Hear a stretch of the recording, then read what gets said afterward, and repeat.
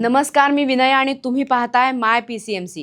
पिंपरी चिंचवड महापालिका निवडणूक 2026च्या रणधुमाळीत आज आपण पाहणार आहोत प्रभाग क्रमांक 29. हा प्रभाग आजवर भारतीय जनता पक्षाचा बालेकिल्ला म्हणून ओळखला जातो आणि त्यामुळे यंदाची लढत विशेष लक्षवेधी ठरतीये.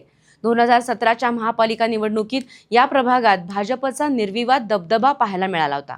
अ जागेतून सागर सुनील अंगोळकर, ब जागेतून उषा अंकुश मुंढे, क जागेतून शशिकांत गणपत कदम आणि ड जागेतून चंदा राजू लोखंडे हे चारही उमेदवार भाजपच्या तिकिटावर निवडून आले होते.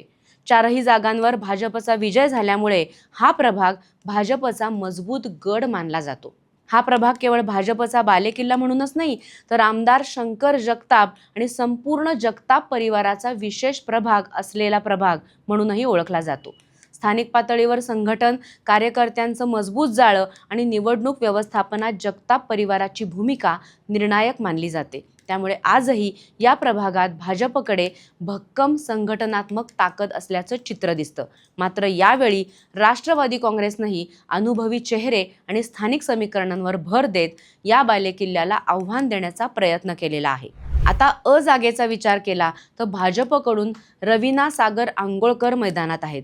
त्या माजी नगरसेवक सागर सुनील अंगोळकर यांच्या पत्नी असून घराघरात ओळखीचं नाव आहे.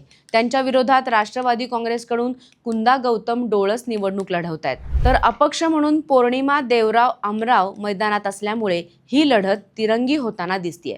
ब जागेवर राष्ट्रवादी काँग्रेसकडून सुनीता दिशांत कोळप यांना उमेदवारी देण्यात आली आहे. त्यांच्या विरोधात भाजपकडून माजी नगरसेविका शकुंतला भाऊसाहेब घराडे पुन्हा एकदा निवडणुकीच्या रिंगणात उतरलेल्या आहेत. इथेही थेट सामना भाजप आणि राष्ट्रवादी काँग्रेसमध्येच पाहायला मिळतो. क जागा ही या प्रभागातली सर्वात चर्चेची जागा ठरतीये. भाजपकडून माजी नगरसेवक शशिकांत गणपत कदम पुन्हा एकदा मतदारांसमोर उभे आहेत. त्यांच्या विरोधात शिवसेनेकडून वैशाली राहुल जवळकर निवडणूक लढवत आहेत, तर राष्ट्रवादी काँग्रेसकडून राजू रामा लोखंडे मैदानात आहेत. विशेष म्हणजे मागील निवडणुकीत त्यांच्या पत्नी चंदा राजू लोखंडे या भाजपच्या तिकिटावर विजयी झाल्या होत्या, तर यावेळी राजू लोखंडे राष्ट्रवादीकडून निवडणूक लढवत आहेत. त्यामुळे ही जागा अधिकच लक्षवेधी ठरतीये. ड जागेवर भाजपकडून श्याम शांताराम जगताप उमेदवार आहेत. त्यांच्या विरोधात राष्ट्रवादी काँग्रेसकडून तानाजी दत्तात्रय जवळकर निवडणूक लढवत आहेत, तर अपक्ष म्हणून रितेश बाबूराव आवळेकर, सूर्यकांत दशरथ दिल्लीकर आणि संजीवनी प्रभाकर पुराणिक हेही मैदानात असल्यामुळे मतविभागणीची शक्यता नाकारता येत नाही.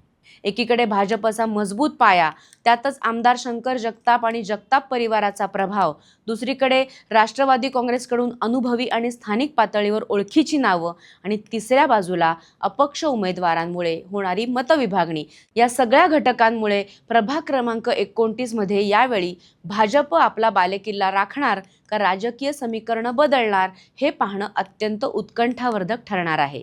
मी विनया, माय PCMC साठी. अशाच सविस्तर निवडणूक विश्लेषणासाठी आमच्यासोबत राहा.